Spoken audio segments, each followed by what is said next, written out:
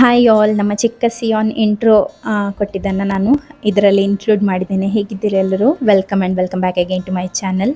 ರೀಸೆಂಟಾಗಿ ಬಂದ ಸಬ್ಸ್ಕ್ರೈಬರ್ಸ್ಗೆ ಗೊತ್ತಿರಲಿಕ್ಕಿಲ್ಲ ಸಿಯಾನ್ ಚಿಕ್ಕವನಿದ್ದಾಗ ಹೇಗಿದ್ದ ಅಂತ ಹೇಳಿ. ನೋಡಲಿಕ್ಕೆ ಇವನ ಹಾಗೇ ಇದ್ದ ನೋಡಿ, ಇವನಿಗೆ ಆಟ ಆಡ್ತಾ ಇದ್ದಾನಲ್ಲ, ನೋಡಲಿಕ್ಕೆ ಇವನ ಹಾಗೇ ಇದ್ದ. ಸ್ವಲ್ಪ ದೊಡ್ಡವನಾದ ನಂತರ ಫಸ್ಟಲ್ಲಿ ಇಂಟ್ರೋ ಹೇಳಿದಲ್ಲ ಹಾಗಿದ್ದ. ಇವನ ಈಗ ಆಟ ಎಂತ ಗೊತ್ತಾ, ಚಿಕ್ಕವನದು ಒಮ್ಮೆಲೆ ಹಿಂದಕ್ಕೆ ಬೀಳುದಾಯ್ತಾ. ಇದು ಬೆಡ್ ಆದ್ರಿಂದ ಆಯಿತು, ಮಾತಾಡಿದ ಕೂಡಲೇ ನೋಡಿ ಯಾರು ತೆಗೆದು ಬಿಸಾಡಿದ ಹಾಗೆ ಬೀಳುವಂಥದ್ದು. ಇದೊಂದು ಹೊಸತ್ತು ಆಟ ಈಗ ಶುರುವಾದಂಥದ್ದು. ನನಗೆ ಹೆದರಿಕೆ ಆಗುವಂಥದ್ದು. ಎಲ್ಲಿಯಾದರೂ ಗೋಡೆ ಸೈಡಲ್ಲಿ ಎಲ್ಲ ಕೂತ್ಕೊಂಡಿದ್ದಾಗ ಹಾಗೆ ಬಿದ್ದರೆ ಅವನಿಗೆ ಗೊತ್ತಾಗೋದಿಲ್ಲ ಅಲ್ಲ, ಗೋಡೆ ತಾಗ್ತದೆ ಅಥವಾ ಕಾಟ್ ಇದು ಸೈಡ್ ತಾಗ್ತದೆ ಅಂತ ಹೇಳಿ. ಹಾಗೆ ನಾನು ಅವನ ಹತ್ರ ಆಟ ಆಡೋದಂತಲೇ ಇಲ್ಲ. ಇದು ಸ್ಟಾರ್ಟ್ ಆಗುವಾಗ ಇದು ಎಲ್ಲ ಟೈಮ್ನಲ್ಲಿ ನೆನಪಿರೋದಿಲ್ಲ, ನೆನಪು ಬಂದರೆ ಅದನ್ನೇ ಮಾಡುವಂಥದ್ದು. ಹಾಗೆ ನಾನು ಅವನನ್ನು ಇಗ್ನೋರ್ ಮಾಡುವಂಥದ್ದು. ಆದರೂ ಕೂಡ ಅವನೇ ನನ್ನನ್ನು ಕರೆದು ಮಾತನಾಡಿಸಿ ಅವನೇ ಬೀಳ್ತಾನೆ ಆಯಿತಾ. ಈಗ ನೋಡಲಿಕ್ಕೆ ಖುಷಿ ಆಗ್ತದೆ, ಆದರೆ ಚಿಕ್ಕವನಿರುವಾಗ ಅವನಿಗೆ ಆ ಸ್ಕಿನ್ ಇದೆಲ್ಲ ಅಲರ್ಜಿ ಎಲ್ಲ ನೋಡುವಾಗ ನನಗೆ ಟೆನ್ಷನ್ ಆಗ್ತಿತ್ತು. ಪಾಪ ಎಷ್ಟು ನೋವು ಅನುಭವಿಸಿದಾನಲ್ಲ ಅಂತ ಹೇಳಿ. ಆದರೆ ಈಗ ದೇವರ ದಯೆಯಿಂದ ಒಂದು 90% ಅಷ್ಟು ಅವನಿಗೆ ಗುಣ ಆಗಿದೆ ಆಯಿತಾ, ಎಲ್ಲದೂ ಕೂಡ ಸ್ಕಿನ್ನಿದು ಇಶ್ಯೂಸ್ ಎಲ್ಲ. ಹಾಗೆ ಈಗ ಖುಷಿಯಲ್ಲಿ ಆಟ ಆಡ್ತಾ ಇದ್ದಾನೆ. ಯಾರಾದರೂ ಫಸ್ಟ್ ಟೈಮ್ ನನ್ನ ಚಾನಲಲ್ಲಿ ವಿಡಿಯೋನ ನೋಡ್ತಾ ಇದ್ದಾರೆ ಆದರೆ ವೆಲ್ಕಮ್ ಟು ಮೈ ಚಾನಲ್. ನಿಮಗೆ ನನ್ನ ಚಾನಲ್ ಹಾಗೂ ನನ್ನ ವೀಡಿಯೋಸ್ ಇಷ್ಟ ಆಗ್ತದೆ ಆದರೆ ಲೈಕ್ ಮಾಡಿ, ಚಾನಲ್ಗೆ ಸಬ್ಸ್ಕ್ರೈಬ್ ಆಗೋದನ್ನು ಮರಿಬೇಡಿ. ಹಾಗೆ ಏನಾದರೂ ಒಂದು ಕಾಮೆಂಟನ್ನು ಹಾಕಿ.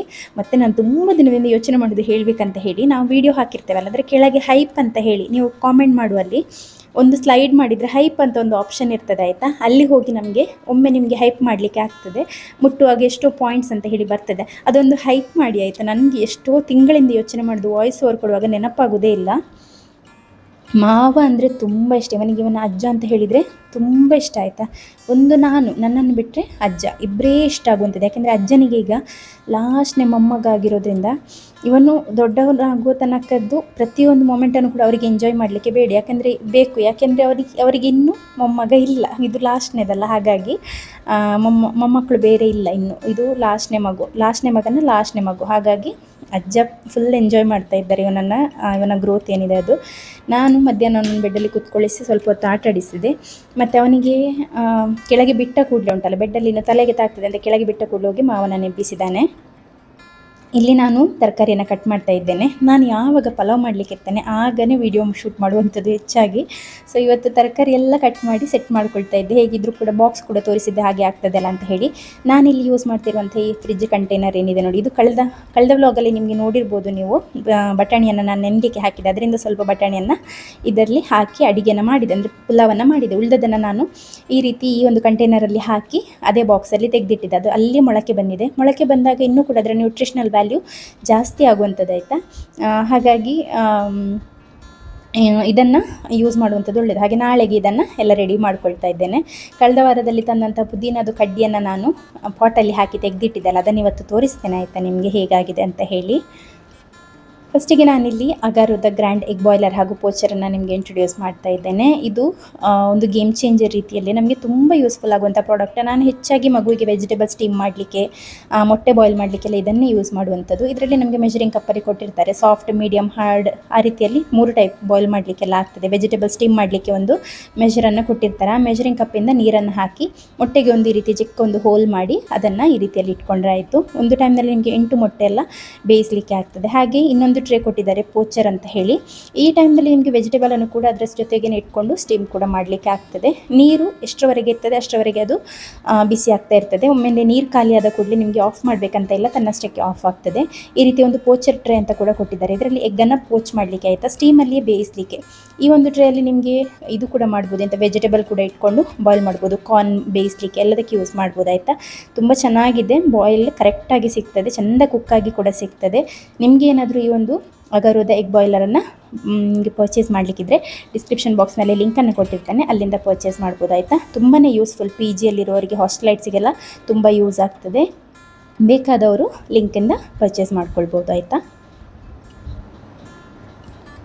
ಇವತ್ತು ಹೊರಗೆ ಹೋಗಿ ನಾನು ಕಳೆದ ವ್ಲಾಗಲ್ಲಿ ನಾನು ತೋರಿಸಿದ್ದೆ, ಕಳೆದ ವ್ಲಾಗಲ್ಲಿ ಅದರ ಹಿಂದಿನ ವ್ಲಾಗಲ್ಲಿ ಕಾಣ್ತದೆ. ನಾನು ತೋರಿಸಿದಾಗ ಒಬ್ಬರು ಹೇಳಿದರು, ನೀವು ಈಗ ಪುದೀನ ಕಡ್ಡಿಯನ್ನು ನೆಡ್ತಾ ಇದ್ದೀರಲ್ಲ, ಅದು ದೊಡ್ಡದಾದ ನಂತರ ಹೇಗೆ ಆಗಿದೆ ಗ್ರೋತ್ ಅಂತ ಹೇಳಿ ತೋರಿಸಿ ಅಂತ ಹೇಳಿ. ಒಂದು ಹಿಂದಿನ ವ್ಲಾಗ್ ಅಂತ ಕಾಣ್ತದೆ, ಒಂದು ಸಂಡೇ ವ್ಲಾಗಲ್ಲಿ ನಾನು ಶೇರ್ ಮಾಡಿದ್ದೆ ಆಯಿತಾ. ಅಲ್ಲಿ ಹೋಗಿ ನೀವು ಚೆಕ್ ಮಾಡಿ. ಇವತ್ತು ಕೂಡ ಸಂಡೇ, ಮೇ ಬಿ ನನಗೆ ನೆನಪಿಲ್ಲ ಇದು ಯಾವತ್ತು ಶೂಟ್ ಮಾಡಿದಂತ ಹೇಳಿ. ಹಾಗೆ ಅದರ ಸುತ್ತ ಇದ್ದದ್ದು ಈಗ ಹೊಸತು ಯಾವುದು ಹಳತು ಯಾವುದು ಅಂತ ಗೊತ್ತಾಗ್ತಾ ಇಲ್ಲ. ಮೊದಲಿದ್ದ ಕಡ್ಡಿಗಳಲ್ಲಿ ತುಂಬ ಚೆನ್ನಾಗಿ ಇದು ಬಂದಿದೆ, ಎಲೆಗಳೆಲ್ಲ ಬಂದಿದೆ. ಹಾಗೆ ಅವತ್ತು ನೆಟ್ಟ ಕಡ್ಡಿಗಳಲ್ಲಿ ಕೂಡ ಎಲ್ಲ ಜೀವ ಆಗ್ತಾ ಇದೆ ನೋಡಿ. ಎಲ್ಲೆಲ್ಲೆಲ್ಲ ಸ್ವಲ್ಪ ಬಾಡಿದೆ, ಅದರ ಬೇರೆ ಅಂದರೆ ಅದರ ಇದಿರ್ತದಲ್ಲ ದಂಟಿಂದ ಇದು ಬರ್ತಾ ಉಂಟು, ಎಂತ ಹೇಳ್ತಾರೆ, ಚಿಗುರು ಬರ್ತಾ ಉಂಟಾಯ್ತಾ. ಹಾಗೆ ನೋಡ್ಬೋದು ನೀವು. ಇದು ಸ್ವಲ್ಪ ಸತ್ತಿದೆ, ಆದರೆ ಅದರ ತಲೆ ಹತ್ತಿರ ಜೀವ ಉಂಟು. ಹಾಗಾಗಿ ನಾನು ಅದು ಸತ್ತ ಪಾರ್ಟನ್ನು ತೆಗೆದು ಇಲ್ಲಿ ಅದು ಜೀವ ಆಗ್ತಾ ಉಂಟು, ಅದನ್ನು ಹಾಗೆಯೇ ಇಟ್ಟಿದ್ದೇನೆ. ಅದಕ್ಕೆ ನೀರು ಹಾಕಲಿಲ್ಲ, ಸ್ವಲ್ಪ ದಿನ ಆಯ್ತು ಈಗ ನಾನು ಈಚೆ ಬರದೆ.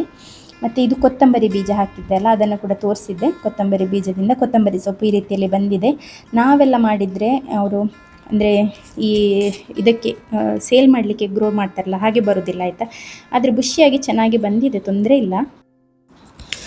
ಮತ್ತು ನನ್ನ ವೀಡಿಯೋಗೆ ಕೆಲವೊಂದು ಕಾಮೆಂಟ್ಸ್ ಬರ್ತಾಯಿತ್ತು. ನಾನು ಇದನ್ನೆಲ್ಲ ಕೇರ್ ಮಾಡಲಿಕ್ಕೆ ಹೋಗೋದಿಲ್ಲ, ಬಟ್ ರಿಪೀಟೆಡ್ ಆಗಿ ಕಾಮೆಂಟ್ಸ್ ಬರುವಾಗ ನನಗೆ ಆನ್ಸರ್ ಮಾಡುವ ಅಂತ ಆಯಿತು. ನಾನು ಇವತ್ತು ಲೈವ್ ಆಗಿ ತೋರಿಸ್ತೇನೆ ಕೂಡ, ನಾನು ಯಾಕೆ ದಪ್ಪ ಇದ್ದೇನೆ, ಎಷ್ಟು ದಪ್ಪ ಇದ್ದೇನೆ, ನಾನು ಯಾಕೆ ಸಪೂರ ಆಗ್ತಾ ಇಲ್ಲ, ಮತ್ತು ಜನ ಯಾಕೆ ಈ ರೀತಿ ಟಾರ್ಗೆಟ್ ಮಾಡ್ತಾರೆ ಅಂತ ಹೇಳಿ ಕೂಡ. ಅದು ಅಂದರೆ ನಾನು ಹೆಸರು ಹಾಕ್ತಾ ಇಲ್ಲ ಆಯಿತಾ, ಅವ್ರದ್ದು ಹೆಸರನ್ನು ನಾನು ಇದು ಮಾಡಿದ್ದೇನೆ. ಕಾಮೆಂಟ್ ಬಂದ ಕೂಡಲೇ ನಾನು ಡಿಲೀಟ್ ಮಾಡಿ ಬಿಡ್ತಾ ಇದ್ದೆ, ಯಾಕೆಂದರೆ ಬೇರೆ ನೋಡ್ತಾರಲ್ಲ ಯಾಕೆ ಸುಮ್ಮನೆ ಅಂತ ಕಾಮೆಂಟ್ ಅಂತ ಹೇಳಿ. ಕಾಮೆಂಟ್ ಅನ್ನುವಂಥದ್ದು ನಮ್ಮ ಇಷ್ಟ ಆಯಿತಾ, ಡಿಲೀಟ್ ಮಾಡೋದು ಇಡುವಂಥದ್ದು, ಹಾಕೋದು ನಿಮ್ಮ ಇಷ್ಟ ಅಲ್ಲ, ಹಾಗೆ ಡಿಲೀಟ್ ಮಾಡೋದು ಕೂಡ ನನ್ನ ಇಷ್ಟ. ಆದರೆ ನಾನು ಯಾವತ್ತಾದರೂ ಒಂದಿನ ಇದನ್ನು ಅಡ್ರೆಸ್ ಮಾಡಬೇಕು ಅಂತ ಹೇಳಿ. ಒಂದು ಲೇಡಿ 2 ಕಾಮೆಂಟ್ ಹಾಕಿದ್ದಾರೆ, ಇನ್ನೊಂದು ಬೇರೆ ಯಾರೋ ಒಂದು, ಅದಂದರೆ ID ಸಹ ಗೊತ್ತಾಗೋದಿಲ್ಲ.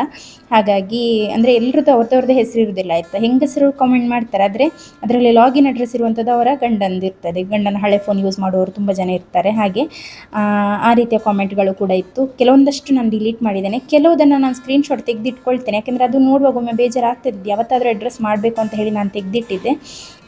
ಹಾಗೆ ಅದನ್ನು ಇವತ್ತು ಅಡ್ರೆಸ್ ಮಾಡುವ ಅಂತ ಹೇಳಿ ನಾನು ಅಂದ್ಕೊಂಡಿದ್ದೇನೆ. ಕಾಮೆಂಟ್ ನನಗೆ ಉಂಟಲ್ಲ, ನೀವು ಅಂದ್ಕೊಳ್ಬೋದು ಕಾಮೆಂಟ್ ತೆಗೆದೆಲ್ಲ ಆನ್ಸರ್ ಮಾಡೋ ಅಗತ್ಯ ಇಲ್ಲ, ತಲೆಗೆ ತೆಕ್ಕೊಳ್ಬೇಡಿ ಅಂತ ಹೇಳಿ.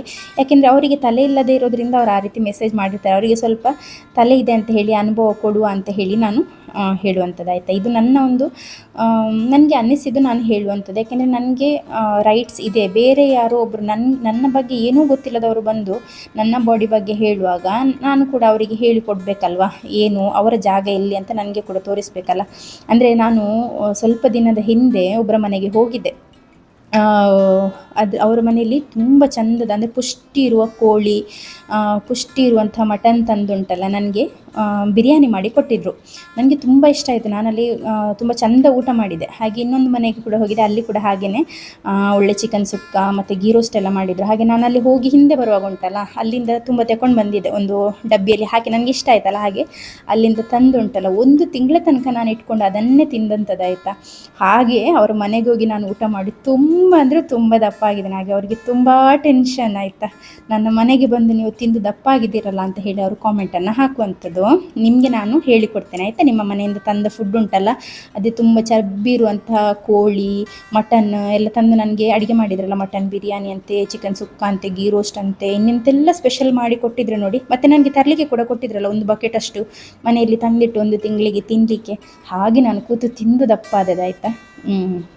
ಹಾಗೆ ನನಗೆ ಗೊತ್ತು ನೀವು ಕೊಟ್ಟದಕ್ಕೆ, ನಿಮ್ಮ ಕೊಟ್ಟದನ್ನು ಅಂದರೆ ನೀವು ನಿಮ್ಮ ಮನೆಯಲ್ಲಿ ಮಾಡಿ ಕೊಟ್ಟದುಂಟಲ್ಲ ಊಟ, ಅದನ್ನು ತಿಂದು ನಾನು ದಪ್ಪ ಆದದ್ದು. ಕೂತಲ್ಲೇ ಕೂರುವುದಲ್ಲ ನನಗೆ, ಬೇರೆ ಏನು ಕೆಲಸ, ವಿಡಿಯೋ ನೋಡೋದು, ಕೂತಲ್ಲೇ ಕೂತ್ಕೊಳ್ಳುವಂಥದ್ದು, ಅದೇ ಕೆಲಸ. ಹಾಗಾಗಿ ಇದು ನಾನೀಗ ಹೊರಗಡೆಯಿಂದ ತಂದಂತಹ ಕೊತ್ತಂಬರಿ ಸೊಪ್ಪು ಆಯಿತಾ.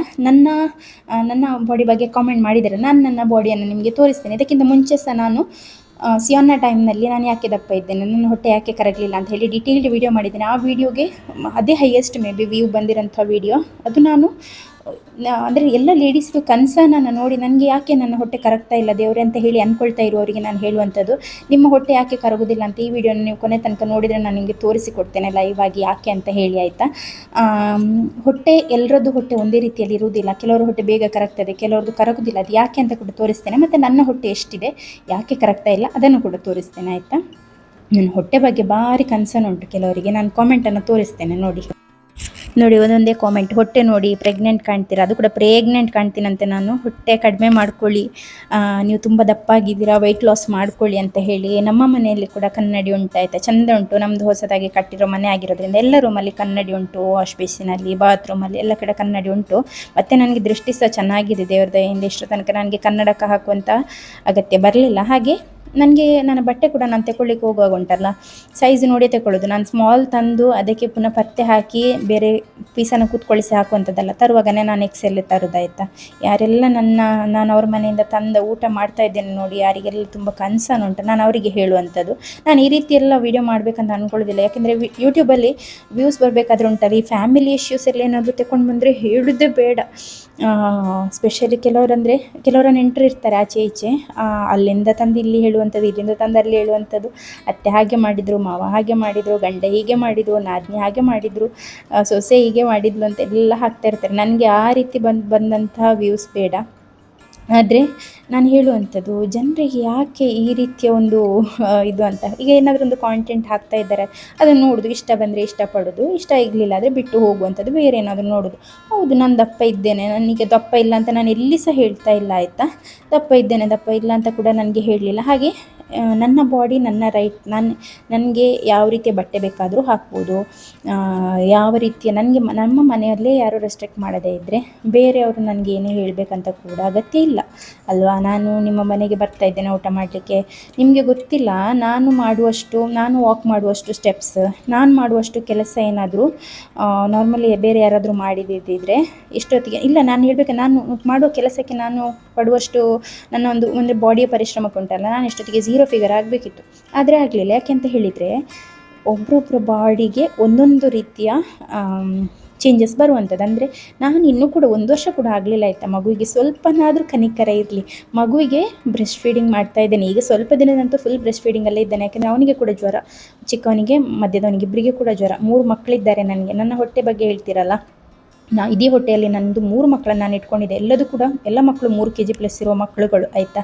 ಹಾಗೆ ಅವರನ್ನೆಲ್ಲ ಇಟ್ಟು 3 ಸಿಸೇರಿಯನ್ ಡೆಲಿವರಿ ಆಗಿ ಎಲ್ಲ ಮನೆ ಕೆಲಸಗಳನ್ನು ಮಾಡಿಕೊಂಡು ಮಕ್ಕಳನ್ನು ನಾನೇ ನೋಡ್ಕೊಂಡಿದ್ದು. ಬಾಣಂತಿ ನೋಡಲಿಕ್ಕೆಲ್ಲ ಯಾರನ್ನು ಇಟ್ಕೊಂಡಿಲ್ಲ, ನನ್ನನ್ನು ನಾನೇ ಸ್ನಾನ ಮಾಡಿಸಿದ್ದು, ಮಕ್ಕಳನ್ನು ನಾನೇ ಸ್ನಾನ ಮಾಡಿಸಿದ್ದು ಆಯಿತಾ. ನನ್ನ ಹತ್ರ ಬಂದು ನಿಮ್ಮದು ಹೊಟ್ಟೆ ದೊಡ್ಡದಿದೆ, ಪ್ರೆಗ್ನೆಂಟ್ ಥರ ಇದೆಯಾ ಅಂತ ಹೇಳಿದರೆ ನಾನು ರಿಯಾಕ್ಟ್ ಮಾಡದೇ ಇರಬೇಕಂತ ಹೇಗೆ ನೀವು ಹೇಳುವಂಥದ್ದು ಅಲ್ವಾ.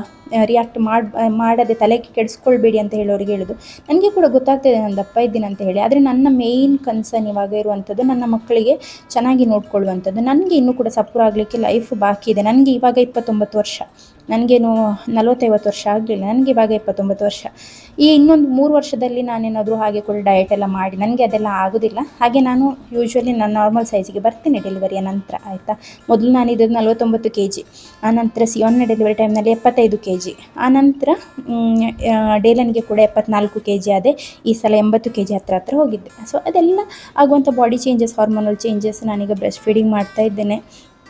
ಹಾಗೆ ನಿಮಗೆಲ್ಲ ಹೇಳಿದರೆ ಅದು ಗೊತ್ತಾಗೋದಿಲ್ಲ ಆಯಿತಾ, ಮನೆಯಲ್ಲಿ ಕೂತ್ಕೊಂಡು ಸುಲಭ ಆಗ್ತದೆ. ಹಾಗೆ ನಮ್ಮ ಡೇಲನ್ ಎದ್ದಿದ್ದ, ಅವನಿಗೆ ಫುಡ್ಡನ್ನೆಲ್ಲ ಮಾಡಿ ಕೊಟ್ಟಿದ್ದೇನೆ. ನೀವು ಅಂದ್ಕೊಳ್ಬೋದು ಇದು ಸುಲಭದಲ್ಲಿ ಆಗ್ತಾಯಿದೆ, ನಿಮಗೆ ಮನೆ ಕೆಲಸಕ್ಕೆ ಜನ ಬರ್ತಾರೆ ಅಂತ ಹೇಳಿ. ಮನೆ ಕೆಲಸದವರು ಒಮ್ಮೆ ಗುಡಿಸಿ, ಒಮ್ಮೆ ಒರೆಸಿ, ಬಟ್ಟೆ ತೊಳೆದು ಹೋಗ್ತಾರೆ. ಆದರೆ ಆ ನಂತರ ಮಕ್ಕಳಿರೋ ಮನೇಲಿ ಎಷ್ಟು ಸಲ ಅವರು ತಿಂತಾರೆ, ಅಷ್ಟು ಸಲ. ಈಗ ಡೇಲನ್ಗೆ ಕೂತ್ಕೊಳಿಸಿದ್ನಲ್ಲ, ಅವನನ್ನು ವಾಶ್ ಮಾಡಬೇಕು, ಅವನ ಬಾಯಿ ತೊಳಿಬೇಕು, ಅವನು ತಿಂದ ತಟ್ಟೆ ತೊಳಿಬೇಕು, ಕೆಳಗೆ ಹಾಕಿದನ್ನೆಲ್ಲ ಕ್ಲೀನ್ ಮಾಡಬೇಕು. ಅಲ್ಲಿ ನೊಣ ಕೂತ್ಕೊಳ್ತದೆ, ಅಲ್ಲಿ ಒರೆಸಬೇಕು. ಚಿಕ್ಕವನೇ ಎದ್ದೊಳ್ತಾನೆ, ಅವನಿಗೆ ಹೊಟ್ಟೆ ಕೊಡಬೇಕು, ಅವನನ್ನು ಕ್ಲೀನ್ ಮಾಡಬೇಕು, ಸ್ನಾನ ಮಾಡಿಸಬೇಕು. ಎಷ್ಟೆಲ್ಲ ಇರ್ತದೆ ಗೊತ್ತಾ. ನೀವು ಸುಮ್ಮನೆ ಬ್ಯಾಕ್ ಸ್ಟೋರಿ ಗೊತ್ತಿಲ್ಲದೆ ಬಂದು ಕಾಮೆಂಟ್ ಮಾಡುವಂಥದ್ದಲ್ಲ. ಏಕೆಂದರೆ ನಿಮಗೆ ಅದು ಅಗತ್ಯ ಕೂಡ ಇರೋದಿಲ್ಲ. ಯಾಕೆ ಅಂತ ನನಗಂತೂ ಗೊತ್ತಿಲ್ಲ ಯಾಕೆ ಹಾಗೆ ಮಾಡ್ತಾರೆ ಅಂತ ಹೇಳಿ. ಪರವಾಗಿಲ್ಲ, ಅದು ಅವರ ನೇಚರ್ ಅಲ್ಲ. ಹಾಗೆ ಹೇಳುವಂಥದ್ದು ನನ್ನ ನೇಚರ್. ನಾನು ಹೇಳಿದ್ದೇನೆ, ತುಂಬ ದಿನದಿಂದ ಇಗ್ನೋರ್ ಮಾಡಿದ್ದೇನೆ, ಬಟ್ ಇವತ್ತು ಹೇಳುವಂತಾಯಿತು. ನನ್ನ ಬಾಡಿ ನನ್ನ ಇಷ್ಟ ಆಯಿತಾ. ಅದು ಡಿಸೈಡ್ ಮಾಡಲಿಕ್ಕೆ ನನ್ನ ಹಸ್ಬೆಂಡಿಗೆ ಕೂಡ ರೈಟ್ಸ್ ಇಲ್ಲ, ಬೇರೆ ಯಾರಿಗೆ ಕೂಡ ರೈಟ್ಸ್ ಇಲ್ಲ. ನನ್ನ ಬಾಡಿ ನನ್ನ ರೂಲ್ಸ್. ಇಲ್ಲಿ ನಾನು ನಿಮಗೆ ಸಿಯೋನ್ನ ಡ್ರೈವಿಂಗ್ ಸ್ಕಿಲ್ಸನ್ನು ತೋರಿಸ್ತಾ ಇದ್ದೇನೆ ಆಯಿತಾ. ಏಕೆಂದರೆ ಅವರ ತಂದೆ ಡ್ರೈವಿಂಗ್ ಮಾಡುವಾಗ ನೋಡ್ತಾರಲ್ಲ ಮಕ್ಕಳು, ಗಾಡಿ ರಿವರ್ಸ್ ತೆಗೆಯುವ ಸ್ಟೈಲ್ ನೋಡಿ, ಪವರ್ ಸ್ಟೇರಿಂಗನ್ನೆಲ್ಲ ಹೀಗೆ ತಿರುಗಿಸ್ತಾರಲ್ಲ, ಆ ರೀತಿಯಲ್ಲಿ ಅವನಿಗೆ ಅಷ್ಟೆಲ್ಲ ಮಾಡಬೇಕಂತಲೇ ಇಲ್ಲ. ಕಾಲಲ್ಲಿ ಎಳೆದರೂ ಕೂಡ ಅದು ಬರ್ತದೆ. ಆದರೆ ನೋಡಿ ಯಾವ ರೀತಿಯಲ್ಲಿ ಸ್ಟೇರಿಂಗನ್ನು ತಿರುಗಿಸಿ ತಗೊಂಡೋದ ಅಂತ ಹೇಳಿ. ಅವನಿಗೆ ಡ್ರೈವಿಂಗಲ್ಲಿ ತುಂಬ ಇಂಟ್ರೆಸ್ಟ್ ಉಂಟು. ಮೇ ಬಿ ಬೇಗನೆ ಬ್ರೇಕಿಗೆ ಕಾಲು ಸಿಗುವಾಗಲೇ ಕಲಿಲಿಕ್ಕೆ ಉಂಟ ಅಂತ ಹೇಳಿ.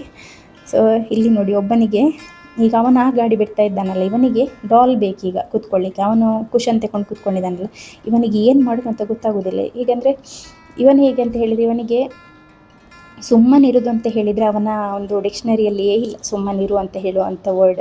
ಹಾಗಾಗಿ ಅವನಿಗೆ ಅಂಥ ಹುಷಾರಿಲ್ಲದೆ ಇದ್ದರೆ ಮಾತ್ರ ಅವ್ನು ಸುಮ್ಮನಿರೋದು, ಇಲ್ಲಾದರೆ ಸುಮ್ಮನಿರೋದೆಲ್ಲ ಆಗೋದೇ ಇಲ್ಲ ಆಯಿತಾ. ನೋಡಿ ಈಗ ನಿಮಗೆ ನನ್ನ ಹೊಟ್ಟೆ ಕಾಣ್ತಾ ಉಂಟಲ್ಲ, ನೋಡಿ ಇದೇ ಹೊಟ್ಟೆಗೆ ಎಲ್ಲರೂ ಕಾಮೆಂಟ್ ಮಾಡೋದು. ಈ ಹೊಟ್ಟೆ ನನಗೆ ನನ್ನ ಪ್ರೈಡ್ ಆಯಿತಾ, ಈ ಒಂದು ಹೊಟ್ಟೆ. ಯಾಕೆ ಅಂತ ಹೇಳಿದರೆ, ಹೊಟ್ಟೆ ಇದ್ದರೂ ಪರವಾಗಿಲ್ಲ, ಈ ಹೊಟ್ಟೆಯಿಂದ ಈಗ ಕೆಲವರು ನನಗೆ ಈ ರೀತಿ ಹೊಟ್ಟೆ ಬರಲಿ ದೇವರೇ ಅಂತ ಬೇಡೋರು ಇದ್ದಾರೆ. ಯಾಕೆಂದರೆ ಮಕ್ಕಳಿಲ್ಲದೇ ಇರೋರಿಗೆ ಗೊತ್ತಿರ್ತದೆ. ಮಕ್ಕಳು ಇದ್ದ ನಂತರ ಮಕ್ಕಳಾದವರೆಲ್ಲರೂ ದಪ್ಪ ಆಗೇ ಇರಬೇಕು, ಅವ್ರ ಬಾಡಿ ಬಗ್ಗೆ ಕೇರೇ ಮಾಡಬಾರ್ದು ಅಂತಲ್ಲ, ಹಾಗಂತ ಹೇಳಿ ಹಾಗೆ ಹೇಳೋದಲ್ಲ ನಾನು. ಎಲ್ಲ ಕೇರ್ ಮಾಡ್ಕೊಳ್ಬೇಕು, ಅವ್ರವ್ರಿಗೆ ಅವ್ರವ್ರದ್ದು ನೋಡ್ಕೊಳ್ಳಿಕ್ಕೆ ಗೊತ್ತಿರ್ತದೆ. ನಂದೆಲ್ಲಿ ಇಡ್ಲಿ ಅಂತ ಹೇಳಿ ಬಂದು ನೀವು ಮಧ್ಯದಲ್ಲಿ ಇಡುವಂಥದ್ದಲ್ಲ, ಆಯಿತಾ. ನನಗೆ ಕೆಳಗಡೆ ಕೂತ್ಕೊಂಡು ನನಗೆ ವರ್ಕೌಟ್ ಮಾಡಲಿಕ್ಕೆ ಬೇರೆ ಅಂಥದ್ದೇನು ಮಾಡಲಿಕ್ಕೆ ಆಗೋದಿಲ್ಲ. ಯಾಕಂದರೆ ನನಗೆ ಆಲ್ರೆಡಿ ಕಾಲಿದು ಸರ್ಜರಿ ಆಗಿದೆ. ಒಂದು ಸ್ಪೈನಲ್ ಅನಸ್ತೇಷಿಯಾ ತಗೊಂಡವರೆ ಬೊಬ್ಬೆ ಹಾಕ್ತಾ ಇರ್ತಾರೆ, ನನಗೆ 4 ಸ್ಪೈನಲ್ ಅನಸ್ತೇಷಿಯಾಸ್ ನಾನು ತಗೊಂಡಿದ್ದೇನೆ. ಅದರಿಂದ ನನಗೆ ಅದರ ರಿಲೇಟೆಡ್ ಆಗಿ ನೋವು ಅಂತ ಏನು ನನಗೆ ಇಷ್ಟರವರೆಗೆ ಅನ್ನಿಸಲಿಲ್ಲ, ಆಯಿತಾ. ಅದು ನನಗೆ ಗೊತ್ತಿಲ್ಲ ಕೂಡ. ನೋಡಿ ಹೀಗೆ ಹೀಗೆ 4 ಕಣ್ಣಿದ್ದು ಸಾಲದೇ ಇರುವಂತಹ ಮಕ್ಕಳಿರುವಾಗ ನೀವು ಎಷ್ಟು ಅಲರ್ಟ್ ಆಗಿರಬೇಕು ಗೊತ್ತಾ. ರಾತ್ರಿ ಕೂಡ ನಾನಾಗಿರ್ಬೋದು, ನನ್ನ ಹಸ್ಬೆಂಡ್ ಆಗಿರ್ಬೋದು, ನಾವು ಎಷ್ಟು ಅಲರ್ಟ್ ಆಗಿರ್ತೇವೆ ಅಂತ ಹೇಳಿದರೆ, ಒಂದು ಮಗು ಸ್ವಲ್ಪ ಕೂಗಿದರೆ ಅಥವಾ ಬೇರೆ ಏನಾದರೂ ಸೌಂಡಲ್ಲಿ ಚೇಂಜಸ್ ಆದರೂ ಕೂಡ ಇಬ್ಬರು ಕೂಡ ಎದ್ದು ಕೂತ್ಕೊಳ್ತೇವೆ. ಯಾಕೆಂದರೆ ಸ್ಲೀಪ್ ಡಿಪ್ರಿವೇಷನ್ ನಮಗೆ ನಮ್ಮ ನಿದ್ದೆಯ ಒಂದು ಸೈಕಲೇ ಚೇಂಜ್ ಆಗಿದೆ. ಮಕ್ಕಳನ್ನು ನಾವು ಇಷ್ಟು ವರ್ಷದಿಂದ, ಈಗ ಕಂಟಿನ್ಯೂಸ್ ಆಗಿ ನಾನು 6 ವರ್ಷದಿಂದ ಎಲ್ಲೋ 1 ವರ್ಷ ಗ್ಯಾಪ್ ಇರ್ಬೋದು, ಕಂಟಿನ್ಯೂ ಮಕ್ಕಳನ್ನು ಬ್ರೆಸ್ಟ್ ಫೀಡ್ ಮಾಡ್ತಾನೇ ಇದ್ದೇನೆ, ಆಯಿತಾ. ನನ್ನ ಬಾಡಿ ಎಷ್ಟು ಚೇಂಜಸ್ ಆಗಿರ್ಬೋದು, ನನ್ನ ಬ್ರೆಸ್ಟ್ ಎಷ್ಟು ಸ್ಯಾಗಿ ಆಗಿರ್ಬೋದು, ನೀವು ಥಿಂಕ್ ಮಾಡಿ ನೋಡಿ, ಆಯಿತಾ. ಹಾಗೆ ನಮ್ಮ ಬಾಡಿಯಲ್ಲಿ ಸಾವಿರಾರು ಚೇಂಜಸ್ ಆಗ್ತಾಯಿದೆ. ಅದರ ಮಧ್ಯದಲ್ಲಿ ಬಂದು ನೀವು ಇಂಥ ಚಿಕ್ಕ ಪುಟ್ಟ ಇದನ್ನು ನೋಡಿ ಯಾರಾದರೂ ಒಬ್ಬರು ಲೈಫಲ್ಲಿ ಕಾನ್ಫಿಡೆಂಟ್ ಇದ್ದಾರೆ, ಏನಾದರೂ ಅಚೀವ್ ಮಾಡ್ತಾ ಇದ್ದಾರೆ, ಅಥವಾ ಏನಾದರೂ ಒಂದು ಒಳ್ಳೇದಾಗ್ತಾ ಇದೆ ಆದರೆ ಎಲ್ಲಿಂದ ನಾನು ನೆಗೆಟಿವ್ಸನ್ನು ಹುಡುಕೋದು ಅಂತ ಹೇಳಿ ಹುಡುಕಿ ಬರೋರಿಗೆ ಹೇಳುವಂಥದ್ದು, ಅವರವರ ಲೈಫನ್ನು ಅವರವರಿಗೆ ಎಂಜಾಯ್ ಮಾಡಲಿಕ್ಕೆ ಬಿಡಿ, ಅವರವರ ಕಷ್ಟವನ್ನು ಅವರವರು ಅನುಭವಿಸ್ತಾರೆ. ಈಗ ನೀವು ನನ್ನ ಕಷ್ಟದಲ್ಲಿ ಯಾವತ್ತಾದರೂ ಈಗ ಹೌದು ನನಗೀಗ ಬಿಸ್ನೆಸ್ ಮಾಡಲಿಕ್ಕೆ ನನಗೊಂದು 2 ಲಕ್ಷ ಸಾಲ ಕೊಡುವವರು ಯಾರಾದರೂ ಇದ್ದೀರಾ, ಅಥವಾ ಹೀಗೇ ಕೊಡುವವರು ಇದ್ದೀರಾ? ಅದಿಲ್ಲ. ಆದರೆ ನನಗೆ ಡಿಮೋಟಿವೇಟ್ ಮಾಡಲಿಕ್ಕೆ ಬೇಕಾದಷ್ಟು ಜನ ಇದ್ದೀರಲ್ಲ, ಆದರೆ ನಾನು ಡಿಮೋಟಿವೇಟ್ ಆಗೋದಿಲ್ಲ, ಆಯಿತಾ. ನನಗೆ ಟಾಪಿಕ್ ತೆಗೆದು ಮಾತಾಡಬೇಕು ಅನ್ನಿಸ್ತು. ಯಾಕೆಂತ ಹೇಳಿದರೆ, ಒಬ್ಬರು ಲೇಡಿ ಇನ್ನೊಮ್ಮೆ ಏನಾದರೂ ನೀವು ಕಾಮೆಂಟ್ ಮಾಡಿದರೆ ನಮಗೆ ನಿಮ್ಮ ಫುಲ್ ಡೀಟೇಲ್ಸ್ ತೆಗಿಲಿಕ್ಕೆ ಆಗ್ತದೆ, ಆಯಿತಾ. ನೀವು ಅಂದ್ಕೊಳ್ಬೋದು ನಿಮಗೆ ನೀವು ಕಾಮೆಂಟ್ ಬೇರೆಯವರ ಕಾಮೆಂಟ್ ಮಾಡಿ ನೋಡಿ ಅದರಿಂದ ನಿಮಗೇನು ತೆಗಿಲಿಕ್ಕೆ ಆಗೋದಿಲ್ಲ, ಬಟ್ ನಮಗೆ ನಮ್ಮ ಒಂದು ಅನಾಲಿಟಿಕ್ಸಲ್ಲಿ ಹೋಗಿ ನಮಗೆ ನಿಮ್ಮ ಡೀಟೇಲ್ಸ್ ತೆಗಿಲಿಕ್ಕಾಗ್ತದೆ. ನಿಮ್ಮ IP ಅಡ್ರೆಸ್ ಮೂಲಕ ನಿಮ್ಮ ಮನೆಯನ್ನು ಕೂಡ ಟ್ರ್ಯಾಕ್ ಮಾಡಲಿಕ್ಕೆ ಆಗ್ತದೆ, ಆಯಿತಾ. ಹಾಗಾಗಿ ನೀವು ಜಾಸ್ತಿ ಸೇಫ್ ಇದ್ದೀನಿ ಅಂತ ಹೇಳಿ ಅಂದ್ಕೊಳ್ಬೇಡಿ. ನನ್ನ ಮಗುವಿಗೆ ನಾನಿವತ್ತು ಫಸ್ಟ್ ಟೈಮ್ ಈ ರೀತಿಯಲ್ಲಿ ಹೊರಗೆ ಕರ್ಕೊಂಡು ಬಂದು 4 ಕಾಲಲ್ಲಿ ಹೋಗಲಿಕ್ಕೆ ಬಿಟ್ಟದ್ದು. ಅದು ಅವನು ಚೇರಂಟೆ ಸಿಕ್ಕಿದರೆ ಅದನ್ನು ಕೂಡ ತೆಗೆದು ಬಾಯಿಗೆ ಹಾಕಿ ಬಿಡ್ತಾನೆ. ಹಾಗಾಗಿ ಮತ್ತು ಅವನ ಕಾಲಿದು ಮೊಣಕಾಲಿದು ಸಿಪ್ಪೆಲ್ಲ ಹೋಗ್ತದಲ್ಲ, ಹಾಗೆ ನಾನು ಬಿಡಲಿಲ್ಲ. ಮೊಬೈಲ್ ಆಕಾಶ ನೋಡ್ತಾ ಇದೆ, ಆದರೆ ನಿಮಗೆ ಗೊತ್ತಾಗಿರ್ಬೋದು ಏನಾಗಿದೆ ಅಂತ ಹೇಳಿ. ತೆಗೆದು ಕೆಳಗೆ ಹಾಕಿದ್ದಾನೆ ಸಿಯೋನ. ನಾನು ಫ್ರಂಟ್ ಕ್ಯಾಮ್ರಾ ಇಟ್ಟಿದ್ದೆ, ಫ್ರಂಟ್ ಕ್ಯಾಮ್ರಾ ಇಟ್ಟರೆ ಏನು ರೆಕಾರ್ಡ್ ಆಗ್ತಾಯಿದೆ ಅಂತ ಹೇಳಿ ಕಾಣ್ತದೆ ಅಲ್ಲ. ಈಗ ನನಗೆ ಒಲೆಗೆ ಬೆಂಕಿ ಮಾಡಲಿಕ್ಕೆ ಉಂಟು ಸ್ನಾನಕ್ಕೆ, ಹಾಗೆ ಇವನಿಗೆ ಕೂಡ ಫುಡ್ ರೆಡಿ ಮಾಡಿ ಇಟ್ಟಿದ್ದೇನೆ. ಅದು ತಣ್ಣಗಾಗ್ತಾ ಉಂಟು. ಆ ಟೈಮ್ನಲ್ಲಿ ನಾನು ಹೋಗಿ ಈಗ ಮಾವನ ಹತ್ರ ಮಗುವನ್ನು ಕೊಟ್ಟು ಹಿಂದೆ ಒಲೆಗೆ ಬೆಂಕಿ ಮಾಡಿ ಬರ್ತೇನೆ. ಇನ್ನು ಸ್ನಾನ ಮಾಡಬೇಕಲ್ಲ. ಇವತ್ತೊಂದು ಮರಣ ಇತ್ತು, ಇವತ್ತು ಸಂಡೇನೇ ಆ್ಯಕ್ಚುಲಿ. ಯಾಕೆಂದರೆ ಹಸ್ಬೆಂಡಿಗೆ ಬೆಳ್ತಂಗಡಿಯಲ್ಲಿ ಒಂದು ಮರಣಕ್ಕೆ ಹೋಗಲಿಕ್ಕಿತ್ತು, ಹಾಗೆ ಹಸ್ಬೆಂಡ್ ಅಲ್ಲಿ ಹೋಗಿದ್ದಾರೆ. ಮಾವ ಮಾತ್ರ ಇದ್ದದ್ದು ಈ ಟೈಮ್ನಲ್ಲಿ ಕೂಡ, ಅತ್ತೆ ಇರಲಿಲ್ಲ, ಮಾವ ಬಂದಿದ್ದರು. ಹಾಗೆ ಮಗುವನ್ನು ಅವ್ರ ಹತ್ರ ಕೊಟ್ಟಿದ್ದೇನೆ. ಮಗುವಿಗೆ ಹೊರಗೆ ಬಿಟ್ಟದ್ದೇ ತುಂಬ ಖುಷಿ. ಯಾಕೆಂದರೆ ಅಲ್ಲಿ ಎಲ್ಲಿ ಬಾಗಿಲು ಓಪನ್ ಮಾಡಿದರೂ ಕೂಡ ಓಡಿ ಬರ್ತಾನೆ, ಆದರೆ ಬಾಗಿಲು ಹಾಕಿ ಬಿಡ್ತಾರೆ, ಅವ್ನು ಬೀಳ್ತಾನಲ್ಲ ಅಂತ ಹೇಳಿ. ಮತ್ತು ಕೈಯಲ್ಲಿ ನಿಲ್ಲೋದಿಲ್ಲ, ಕೆಳಗೆ ಬಿಡು ಅಂತ ಹೇಳುವಂಥದ್ದು. ಹಾಗೆ ಅವನಿಗೊಂದು ನೀ ಕ್ಯಾಪನ್ನು ಹಾಕಿ ಬಿಡಬೇಕಂತ ಇದೆ, ಆದರೆ ಕಸ ತಿಂತಾನೆ, ಅದೇ ಕಷ್ಟ. ಈಗ ಹಾಯ್ ಮಾಡ್ತಾನೆ, ಬಾಯ್ ಮಾಡ್ತಾನೆ. ಇಂಟ್ರೆಸ್ಟ್ ಇದ್ದರೆ ಮಾತ್ರ. ನಾನಿವಾಗ ಹಾಯ್ ಬಾಯ್ ಮಾಡ್ತಾ ಇದ್ದೇನೆ, ರೆಸ್ಪಾಂಡ್ ಮಾಡ್ತಾ ಇಲ್ಲ, ಯಾಕೆಂದರೆ ಅವನ ಅಣ್ಣಂದಿರನ್ನು ನೋಡ್ತಾ ಇದ್ದಾನೆ. ನೋಡಲಿಕ್ಕೆ ಸೇಮ್ ಸಿಯೋನೇ, ಆಯಿತಾ. ಚಿಕ್ಕದಿರುವಾಗ ಸಿಯೋನ್ ಹೀಗೆ ಇದ್ದ, ನಮಗೆ ನೋಡುವಾಗ ಸಿಯೋನ್ ಥರಾನೇ ಅನಿಸುವಂಥದ್ದು. ಅಜ್ಜ ಅಂದರೆ ತುಂಬ ಪ್ರೀತಿ, ಆಯಿತಾ. ಅಜ್ಜ ಮಲಗಿದರೆ ಹೋಗಿ ಬೆಡ್ಡಿಗೆ ಹಿಡಿದು ನಿಂತ್ಕೊಂಡು ಕರೆದು ಅಂತ ಕರೆದು ಎಬ್ಬಿಸ್ತಾನೆ. ಮಲಗಬೇಡಿ, ನಾನು ಎದ್ದಿದ್ದೀನಿ, ನೀವು ಕೂಡ ಎದ್ದೊಳ್ಳಿ ಅಂತ ಹೇಳಿ. ಬಾಗಿಲು ಹಾಕಿದರೆ ಒಳಗಿಂದ ಬಾಗಿಲು ಲಾಕ್ ಹಾಕ್ಬೋದು, ಲಾಕ್ ಹಾಕಿದರೆ ಬಾಗಿಲು ಹತ್ತಿರ ಹೋಗಿ ಮೊಣಕಾಲು ಹಾಕಿ ಬಾಗಿಲು 2 ಕೈಯಲ್ಲಿ ಬಡಿತಾ ಕೂತ್ಕೊಳ್ತಾನೆ. ಹಾಗೆ ಅವನಿಗೆ ಅಜ್ಜನನ್ನು ನೋಡಲೇಬೇಕು, ಅಜ್ಜ ಸುತ್ತಮುತ್ತ ಇರಲೇಬೇಕು. ಅವನಿಗೆ ಕೂತಲ್ಲಿ ಕಾಲು ಮಾತ್ರ ಕಾಣೋದಲ್ಲ, ಹಾಗೆ ಅಜ್ಜನ ಕಾಲಲ್ಲಿ ಅದು ಕಾಣಿಸಿದ್ರು ಕೂಡ 100 ಜನ ಇದ್ದರೂ ಅಜ್ಜನ ಕಾಲು ನೋಡಿ ಅಜ್ಜನ ಹತ್ರ ಹೋಗ್ತಾರೆ. ಇಲ್ಲಿ ನಾನು ನಿಮಗೆ ತೋರಿಸ್ತಾ ಇದ್ದೇನೆ ನೋಡಿ, ನನ್ನ ಪ್ರೆಗ್ನೆಂಟ್ ಹೊಟ್ಟೆ ಹೇಳಿದ್ರಲ್ಲ, ಹೌದು ದೊಡ್ಡದಿದೆ, ಆಯಿತಾ. ಆಲ್ಮೋಸ್ಟ್ ಒಂದು 6 months pregnant, 5 to 6 months. First pregnancy ಆದರೆ 6 ಮಂತ್ಸ್, ಸೆಕೆಂಡ್ ಪ್ರೆಗ್ನೆನ್ಸಿ ಆದರೆ 5 ಮಂತ್ಸ್ ಇದು ಹೊಟ್ಟೆ ಇದೆ, ನೋಡ್ಬೋದು ನೀವು. ಓಪನ್ ಆಗಿ ನಾನು ತೋರಿಸ್ತಾ ಇದ್ದೇನೆ, ಯಾಕೆಂದರೆ ನನಗೆ ಇದರಲ್ಲಿ ಏನು ಕೂಡ ನಾಚಿಕೆ ಅನಿಸೋದಿಲ್ಲ, ಎಲ್ರಿಗೂ ಇರುವಂಥದ್ದೇ. ಚಂದ ಶೇಪ್ ಇದು. ಸೆಲೆಬ್ರಿಟೀಸ್ ತೋರಿಸಿದರೆ ಗ್ಲ್ಯಾಮರ್, ನಾವು ತೋರಿಸಿದರೆ ಅದು ನೋಡಿ ಇಲ್ಲಿ ಇದಿಷ್ಟು ಉಂಟಲ್ಲ, ಇದು ಫ್ಯಾಟ್ ಅಲ್ಲ, ಇದು ಲೂಸ್ ಆಗಿರುವಂಥ ಸ್ಕಿನ್, ಒಳಗೆ ಫ್ಯಾಟ್ ಲೇಯರ್ ಕೂಡ ಇದೆ. ಆದರೆ ನನಗೆ ಡಾಕ್ಟರ್ ಕೂಡ ಥರ್ಡ್ ಸಿಸರಿನ್ ಮಾಡುವಾಗ ಹೇಳಿದರು, ನಿಮಗೆ ಎಡಿಷನ್ಸ್ ಅಂತ ಹೇಳಿದರೆ ಮೊದಲಿನ ಈ ಒಂದು ಸರ್ಜರಿಯಿಂದ ಆಗಿರುವಂತಹ ಸ್ಕಾರ್ ಟಿಶ್ಯೂಸ್ ತುಂಬ ಇದೆ, ಅಲ್ಲಲ್ಲಿ ಎಲ್ಲ ಆರ್ಗನ್ಸ್ ಅಂಟಿಕೊಂಡಿದೆ ಆಯಿತಾ. ಮೊದಲಿನ ಸರ್ಜರೀಸ್ ಪರ್ಫಾರ್ಮ್ ಆದ ನಂತರ ನಮ್ಮ ಬಾಡಿ ಹೀಲ್ ಮಾಡುವಾಗ ಆ ರೀತಿ ಸ್ಕಾರ್ ಟಿಶ್ಯೂ ಕೂಡ ಪ್ರೊಡ್ಯೂಸ್ ಮಾಡ್ತಾರೆ. ಆದರೆ ನನ್ನ ಈ ಜಿಗ್ಲಿ ಬೆಲ್ಲಿ ಅಂತ ಹೇಳಿದರೆ ನನ್ನ ಮಕ್ಕಳಿಗೆ ತುಂಬ ಇಷ್ಟ ಆಯಿತಾ. ನಾನು ಮಲಗಿದರೆ ಸ್ಟ್ರೈಟ್ ಮಲಗಿದರೆ ನನ್ನ ಹೊಟ್ಟೆ ಫುಲ್ ಫ್ಲ್ಯಾಟ್ ಆಗ್ತದೆ. ಆದರೆ ನೋಡಿ, ಬಗ್ಗಿದ್ರೆ ಈ ರೀತಿಯಲ್ಲಿ ನೇತಾಡ್ತದೆ. ಈ ರೀತಿ ನೇತಾಡೋ ಹೊಟ್ಟೆಯಿಂದನೇ ನಮಗೆ ಬೆನ್ನು ನೋವು ಬರುವಂಥದ್ದು, ಸೊಂಟ ನೋವು ಬರುವಂಥದ್ದು, ಬಲ ಇಲ್ಲದೆ ಹಾಗೆ ಆಗುವಂಥದ್ದು. ಇದು ಡಯಾಸ್ಟಾಸಿಸ್ ರೆಕ್ಟೈ ಅಂತ ಹೇಳ್ತಾರೆ. ಅಂದರೆ ಹೊಟ್ಟೆ ಮಧ್ಯಭಾಗದ ಮಸಲ್ ಏನಿರ್ತದೆ ನೋಡಿ, 6 ಪ್ಯಾಕ್ ಮಸಲ್, ಅದು ನಂದು ಆಚೆ ಈಚೆ 2 ಭಾಗ ಆಗಿ ಟೇರ್ ಆಗಿದೆ. ಹಾಗಾಗಿ ನನ್ನ ಆರ್ಗನ್ಸ್ ಎಲ್ಲದು ಹೊರಗಡೆ ಬಂದು ನೇತಾಡ್ತಾ ಇರ್ತದೆ. ಅದಕ್ಕೆಲ್ಲ ಬಲ ಇಲ್ಲದ ರೀತಿಯಲ್ಲಿ, ಅಂದರೆ ಹೊಟ್ಟೆ ಒಳಗೆ ನಾವು ಕೂತ್ಕೊಳ್ಳೋದಿಲ್ಲ, ಸ್ವಲ್ಪ ಹೊರಗೆ ಬಂದು ನೋಡ್ತೇವೆ ಅನ್ನುವ ರೀತಿಯಲ್ಲಿ ಇರುವಂಥದ್ದು. ಹಾಗಾಗಿ ಈ ರೀತಿ ನೇತಾಡುವಂಥದ್ದು ಆಯಿತಾ. ಈಗ ನನಗೇನಾದರೂ ಸಡನ್ ಹುಷಾರಿಲ್ಲದೆ ಆಯಿತು, ನನ್ನ ಬಾಡಿಯಲ್ಲಿರುವ ಫ್ಯಾಟ್ ಎಲ್ಲದೂ ಕೂಡ ಯೂಸ್ ಆಯಿತು, ಆದರೆ ಎನರ್ಜಿಯಾಗಿ ಕನ್ವರ್ಟ್ ಆಗಲಿಕ್ಕೆ ಯೂಸ್ ಆಯಿತು. ಆದರೂ ಕೂಡ ನನ್ನ ಈ ಲೂಸ್ ಸ್ಕಿನ್ ಏನಿದೆ ನೋಡಿ, ಇದು ಹಾಗೇ ಇರ್ತದೆ ಆಯಿತಾ. ಲೂಸಾಗಿ ಸುಕ್ಕಾದ ರೀತಿಯಲ್ಲಿ ಹಾಗೇ ಇರ್ತದೆ. ಹಾಗೆ ನಮ್ಮ ನೇವಲ್ ಏನಿದೆ ನೋಡಿ, ಬೆಲ್ಲಿ ಬಟನ್, ಅದರದ್ದು ಕೂಡ ಶೇಪ್ ಚೇಂಜ್ ಆಗ್ತದೆ. ನಾನು ಕೂಡ ಮೊದಲೆಲ್ಲ ಎಲ್ಲ ಗ್ಲಾಮರ್ ಇರೋ ಹುಡುಗಿಯರು ಹೇಗಿದ್ದಾರೆ ಹಾಗೇ ಇದ್ದೆ ಆಯಿತಾ. ಈಗ ನೋಡಿ ಈ ರೀತಿ ಆಗಿದ್ದೀನಿ.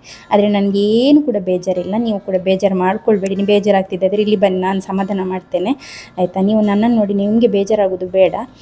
ನನ್ನ ಬಾಡಿ ನನ್ನ ರೂಲ್ ಒಂದು ಆಯಿತಾ. ಹಾಗಾಗಿ ನೀವು ನಿಮ್ಮ ರೂಲ್ಸನ್ನು ಹಾಕಲಿಕ್ಕೆ ಬರಬೇಡಿ.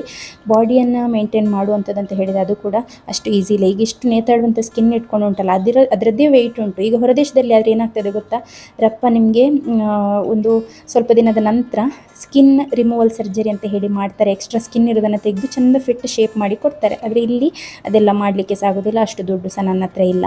ಹಾಗಾಗಿ ನನ್ನ ಲೂಸ್ ಸ್ಕಿನ್ ಏನಿದೆ ಅದು ಹಾಗೇ ಇರಲಿ. ನನ್ನ ಆರ್ಗನ್ಸ್ ಏನೆಲ್ಲ ಹೊರಗಡೆ ಬರಲಿಕ್ಕೆ ನೋಡ್ತಾ ಇದೆ ನೋಡಿ, ಡಯಾಸ್ಟಾಸಿಸ್ ರೆಕ್ಟೈಯಿಂದ ನನ್ನ ಅಬ್ಡಾಮಿನಲ್ ಮಸಲ್ಲೇ ಆ ರೀತಿಯಲ್ಲಿ ಟೇರಪ್ ಆಗಿರೋದ್ರಿಂದ ಅದಕ್ಕೆ ನನಗೆ ಹೆಲ್ಪ್ ಮಾಡಲಿಕ್ಕೆ ಆಗೋದಿಲ್ಲ. ನನಗೆ ಫೋರ್ಸ್ಫುಲಿ ಎಕ್ಸಸೈಸ್ ಮಾಡಲಿಕ್ಕೆ ಕೂಡ ಆಗೋದಿಲ್ಲ. ಹಾಗಾಗಿ ನಾನು ಈಗ ಅದರ ಬಗ್ಗೆ ಕಾನ್ಸಂಟ್ರೇಟ್ ಮಾಡ್ತಾ ಇಲ್ಲ. ನಾನು ನನ್ನ ಲೈಫ್ ಬಗ್ಗೆ, ನನ್ನ ಮಕ್ಕಳ ಗ್ರೋತ್ ಬಗ್ಗೆ, ನನ್ನ ಬಿಸ್ನೆಸ್ ಏನಿದೆ ಇದರ ಬಗ್ಗೆ ಮಾತ್ರ ಸದ್ಯಕ್ಕೆ ಕಾನ್ಸಂಟ್ರೇಟ್ ಮಾಡ್ತಾ ಇರುವಂಥದ್ದು. ಇಲ್ಲಿ ನೋಡಿ, ಮಾವ ಅವರಿಬ್ಬರ ಜಗಳ ಬಿಡಿಸಲಿಕ್ಕೆ ಹೋದದಾಯ್ತಾ. ಅಲ್ಲಿ ಜಗಳದಲ್ಲಿ ಮಲಗಿ ಪೆಟ್ಟು ತಿಂತ ಇದ್ದದ್ದು ಸಿಯೋನ್, ಮಾವ ಬಿಡಿಸಿದ್ದಕ್ಕೆ ಡೇಲನ್ ಮಾವನಿಗೆ ಹೊಡೆಯುವಾಗ ಇವನು ಪುನಃ ಹೋಗಿ ಡೇಲನ್ಗೆ ಹೊಡಿತಾ ಇದ್ದಾನೆ. ಇವನು ನೋಡಲಿಕ್ಕೆ ಮಾತ್ರ ಹೀಗೆ ಆಯಿತು, ಸರಿ ಪೆಟ್ಟು ತಿಂತಾನೆ ಸಿಯೋನ್ ಅವನ ಹತ್ರ. ಈಗ ನೋಡಿ, ಕುಟ್ಟುದು ಸುಮ್ಮನೆ ಕುಟ್ಟಿ ಪೆಟ್ಟು ತಿನ್ನುವಂಥದ್ದು. ಏನೋ ಮೂಡಿರಲಿಲ್ಲ. ಮೂಡಿದ್ರೆ ಉಂಟಲ್ಲ, ನಮ್ಮ ಮನೆ ದೊಡ್ಡ ರೌಡಿ ರಂಗಣ್ಣ ಅಂದರೆ ಇವನ ಹತ್ರ ಪೆಟ್ಟು ತಿನ್ನೋದವ್ರು ಯಾರಿಲ್ಲ, ಎಲ್ರಿಗೆ ಸಹ ಹೊಡಿತಾನೆ ಆಯಿತು. ನಮ್ಮ ಮನೆಗೆ ಕುಡಿಸ್ಲಿಕ್ಕೆ ಬರ್ತಾರಲ್ಲ ಕೆಲಸಕ್ಕೆ, ಅವರಿಗೆ ಸಹ ಹೊಡೆದಿದ್ದಾನೆ ಆಯಿತು, ಅವರಿಗೆ ಸಹ ಪೆಟ್ಟು ಬಿದ್ದಿದೆ ಇವನ ಹತ್ರ. ಅಂದರೆ ಸಡನ್ನಾಗಿ ನಮಗೆ ಏನು ಹೇಳಲಿಕ್ಕೆ ಆಗೋದಿಲ್ಲ. ಇವನ ಮೂಡು ಒಂದು ಗಳಿಗೆ ಒಂದು ರೀತಿಯಲ್ಲಿದ್ದರೆ ಇನ್ನೊಂದು ಗಳಿಗೆ ಇನ್ನೊಂದು ರೀತಿಯಲ್ಲಿ ಆಗ್ತದೆ. ಸ್ವಲ್ಪ ಇವನಂದರೆ ತುಂಬ ಪ್ರೀತಿ ಜಾಸ್ತಿ, ಎಲ್ಲರಿಗೆ ಕಿಸ್ ಕೊಡುವಂಥದ್ದು, ಎಲ್ಲರನ್ನ ಮಾತಾಡಿಸುವಂಥ, ಅವನಿಗೆ ಎಲ್ಲರೂ ಬೇಕು. ಆದರೆ ಸಿಯೋನಿಗೆ ಹಾಗಲ್ಲ, ಅವನಿಗೆ ಯಾರಿಲ್ಲಾದರೂ ಆಗ್ತದೆ, ಯಾರಿಲ್ಲಾದರೂ ಕೂಡ ನಡೀತದೆ ಆಯಿತಾ. ಹಾಗೆ ಮಗು ತಿನ್ನೋದಿಲ್ಲಲ್ಲ, ಹಾಗೆ ನಾನು ಇವತ್ತೊಂದು ಸ್ವಲ್ಪ ರವೆ ಮಾಡಿ ಅದಕ್ಕೆ ಬನಾನವನ್ನು ಮ್ಯಾಶ್ ಮಾಡಿ ಕೊಡ್ತಾ ಇದ್ದೇನೆ. ಬನಾನ ಆದರೆ ತಿಂತಾನೆ, ಹಾಗಾಗಿ ಬನಾನವನ್ನು ಮ್ಯಾಶ್ ಮಾಡಿ ಹೊರಗೆ ತಂದು ತಿನ್ನಿಸ್ಲಿಕ್ಕೆ ಅಂತ ಹೇಳಿ ಕೂತ್ಕೊಂಡಿದ್ದೇನೆ. ಯಾಕೆಂದರೆ ಹೊರಗಿದ್ದು ಎಲ್ಲ ಹೊಸತ್ತು ನೋಡಿ ಬಾರಿ ಖುಷಿಯಲ್ಲಿದ್ದಾನಲ್ಲ, ಹಾಗೆ ತಿನ್ನಲಿ ಅಂತ ಹೇಳಿ ಹೇಗೋ ಒಲೆಗೆ ಬೆಂಕಿ ಮಾಡಿದ್ದೇನೆ. ಇಲ್ಲಾಂದರೆ ರವೆ ತಿನ್ನಿಸಿದರೆ ಇಡೀ ಊರಿಗೆ ಆದ ಹಾಗೆ ತಲೆಗೆ ಮೈಗೆ ಎಲ್ಲ ಕಡೆ ಉಜ್ಜಿ ಇಡ್ತಾನೆ. ಮತ್ತು ಅದು ರವೆ ಕಾಳಲ್ಲ, ಎಲ್ಲ ಕಡೆ ಇರ್ತದೆ. ಹಾಗೆ ಸ್ನಾನ ಎಲ್ಲ ಮಾಡಿಸುವಂಥ ಪ್ಲ್ಯಾನ್ ಮಾಡಿಯೇ ಬಂದಂಥದ್ದು. ಇಲ್ಲಿ ಬ್ಯಾಕ್ಗ್ರೌಂಡಲ್ಲಿ ನೋಡ್ಬೋದು, ಬಂದು ಪಲ್ಟಿಯಾಗಿದ್ದಾನೆ. ಈ ರೀತಿ ಅವನು ಯಾವಾಗಲೂ ಬೀಳ್ತಾನೇ ಇರುವಂಥದ್ದು ಆಯಿತಾ. ನೋಡಿ ಹೇಗೆ ಬಿದ್ದಿದ್ದಾನೆ ನೋಡಿ. ಹಾಗೆ ನನ್ನ ರಿಯಾಕ್ಷನ್ ನೋಡಿ, ನಗಾಡಿದೆ. ಯಾಕೆಂದರೆ ಬಿದ್ದದ್ದು ನಾನು ನೋಡಿದೆ, ಫೋರ್ಸ್ಫುಲ್ಲಿ ತಲೆ ತಾಗಲಿಲ್ಲ. ಮತ್ತು ಅವನು ಕೂಡ ನನ್ನನ್ನು ನೋಡಿದ. ಅಂದರೆ ಈಗ ಕೂಗುದಾ ಬೇಡ ಅಂತ. ಈಗ ಅವನು ಕೂಗಿದರೆ ಅವನನ್ನು ಸಮಾಧಾನ ಮಾಡಲಿಕ್ಕೆ ಅರ್ಧ ಗಂಟೆ ಉಂಟು. ಹಾಗೆ ಅವನನ್ನು ಮಡ್ಲಲ್ಲಿ ಕೂಡ ಕೂತ್ಕೊಳ್ತಾನೆ ಬಂದು. ಹಾಗಾಗಿ ಒಂದು ಇದೇ ಬೇಡ ಅಂತೇಳಿ ನಾನು ನಗಡಿದಾಗ ಸಿಯೋನ್ ಸಹ ನಗಡಿದಲ್ಲ, ಹಾಗೆ ಅವನು ಕೂಡ ನಗಡಿದ. ಹಾಗೆ ಏನು ತೊಂದರೆ ಇಲ್ಲ ಆಯಿತಾ. ಮತ್ತು ಸ್ವಲ್ಪ ಹೊತ್ತಲ್ಲಿ ಅವನು ಆಟ ಆಡಲಿಕ್ಕೆ ಸ್ಟಾರ್ಟ್ ಮಾಡಿದ. ಹಾಗೆ ಮಕ್ಕಳಿಗೆ ನಾವು ಹೇಗೆ ಇದು ಮಾಡಿ ನೋಡಿ, ಪುನಃ ಮಾಡೋದದೇ ಆ ರೀತಿ ಕುದುರೆ ರೀತಿಯಲ್ಲಿ ಮಾಡುವಾಗ ಇದು ಬ್ಯಾಲೆನ್ಸ್ ತಪ್ಪಿತು, ಹಾಗೆ ಹಿಂದಕ್ಕೆ ಬಿದ್ದಂಥದ್ದು. ಈ ಬೀಳ್ತಾನೆ ಇರುವಂಥದ್ದು, ಬೀಳೋದು ಹೇಳೋದು ಅದೇ ಕೆಲಸ ಮಕ್ಕಳಂತ ಹೇಳಿದರೆ. ಹಾಗೇನೆ ಅಲ್ವಾ. ಹಾಗೆಯೇ ನನಗೆ ನಿಮ್ಮ ಹತ್ರ ಯಾರ ಹತ್ರ ಎಲ್ಲ ಇನ್ಸ್ಟಾಗ್ರಾಮ್ ಅಕೌಂಟ್ ಇದೆ ನೋಡಿ, ನಿಮಗೆ ಇನ್ಸ್ಟಾಗ್ರಾಮ್ ಇದೊಂದು ಲಿಂಕನ್ನು ಕೊಡ್ತೇನೆ, ನೀವು ನನ್ನ ಅಕೌಂಟನ್ನು ಫಾಲೋ ಮಾಡಿ ಆಯಿತಾ. ಅಲ್ಲಿ ನಾನು ಈ ರೀತಿ ಹ್ಯಾಂಡ್ ಬ್ಯಾಗ್ಸ್ ಇದೆಲ್ಲ ಅಪ್ಡೇಟ್ಸನ್ನು ಹಾಕ್ತಾ ಇರ್ತೇನೆ. ಇದು ನಾನು ಹೊಸದಾಗಿ ಒಂದು ಪೇಜನ್ನು ಯಾಕೆ ಓಪನ್ ಮಾಡಿದೆ ಅಂತ ಹೇಳಿದರೆ, ಎಲ್ಲರಿಗೆ ಕಳಿಸಲಿಕ್ಕೆ ನನಗೆ ಕಷ್ಟ ಆಗ್ತಾ ಉಂಟು ಕಲೆಕ್ಷನ್ಸ್. ಹಾಗಾಗಿ ಇನ್ಸ್ಟಾಗ್ರಾಮಲ್ಲಿ ನಾನು ಅಪ್ಡೇಟ್ ಮಾಡ್ತಾನೆ ಇರ್ತೇನೆ. ಆ ಪೇಜನ್ನು ಫಾಲೋ ಮಾಡಿ ಆಯಿತಾ. ಲಿಂಕನ್ನು ಕೆಳಗೆ ಕೊಟ್ಟಿರ್ತೇನೆ. ಡಿಲೈಟ್ ಟ್ರೆಂಡಿ ಸ್ಟುಡಿಯೋ ಅಂತ ಹೇಳಿ, ಡಿಲೈಟ್ ಟ್ರೆಂಡಿ ಸ್ಟುಡಿಯೋಸ್ ಅಂತ ಹೇಳಿ ಒಂದು ಪೇಜ್ ಆಯಿತಾ, ಇನ್ಸ್ಟಾಗ್ರಾಮ್ ಪೇಜ್. ಇದರಲ್ಲಿ ಎಲ್ಲ ರೀತಿಯ ಈ ಒಂದು ಬ್ಯಾಗ್ಸ್, ಕೆಲವೊಂದು ಹ್ಯಾಂಡ್ಮೇಡ್ ಬ್ಯಾಗ್ಸ್ ಆಯಿತಾ, ತುಂಬ ಚೆನ್ನಾಗಿದೆ. ನಾನು 4 ವರ್ಷದಿಂದ ಯೂಸ್ ಮಾಡ್ತಾ ಇದ್ದೇನಲ್ಲ ನನ್ನ ಹ್ಯಾಂಡ್ ಬ್ಯಾಗ್. ತುಂಬ ಮಂದಿ ಲಿಂಕ್ ಕೂಡ ಕೇಳಿದಂಥ ಬ್ಯಾಗ್, ಅದೆಲ್ಲ ನಾನು ಸೇಲ್ ಮಾಡುವಂತಹ ಬ್ಯಾಗ್ಸ್ ಆಯಿತಾ. ತುಂಬ ಚೆನ್ನಾಗಿದೆ, ವರ್ತ್ ಅಂತ ಹೇಳಿ ಅನ್ನಿಸ್ತದೆ ನಿಮಗೆ. ಈ ಝೂಕ್ ಅಂತ ಹೇಳಿ ದೊಡ್ಡ ಕಂಪನಿ ಉಂಟಲ್ಲ, ಅವರದ್ದು ಸೇಮ್ ಅದೇ ರೀತಿಯ ಪ್ರಿಂಟ್ ಆಯಿತಾ. ಅವರು ನಿಮಗೆ ಒಳ್ಳೆ ಬ್ರ್ಯಾಂಡಿದು ಇದನ್ನು ಹಾಕಿ ಕೊಡ್ತಾರೆ, ನಾವು ಬ್ರ್ಯಾಂಡಿದು ಹಾಕದೇ ಕೊಡುವಂಥದ್ದಷ್ಟೇ. ಸೊ ಹಾಗೆ ಫ್ಯಾಕ್ಟ್ರಿ ಪ್ರೈಸಲ್ಲಿ ನಿಮಗೆ ಸಿಗ್ತದೆ. ಒಳ್ಳೆ ಕಲೆಕ್ಷನ್ಸ್ ಇದೆ. ಇವತ್ತೇ ಚೆಕ್ ಮಾಡಿ ನೋಡಿ, ಹಾಗೂ ಪೇಜನ್ನು ಫಾಲೋ ಮಾಡಿ, ಸಪೋರ್ಟ್ ಮಾಡಿ ಆಯಿತಾ. ವಿಡಿಯೋ ಇಷ್ಟ ಆಗ್ತದೆ ಲೈಕ್ ಮಾಡಿ, ಕಾಮೆಂಟ್ ಮಾಡಿ. Thank you so much for watching. Bye.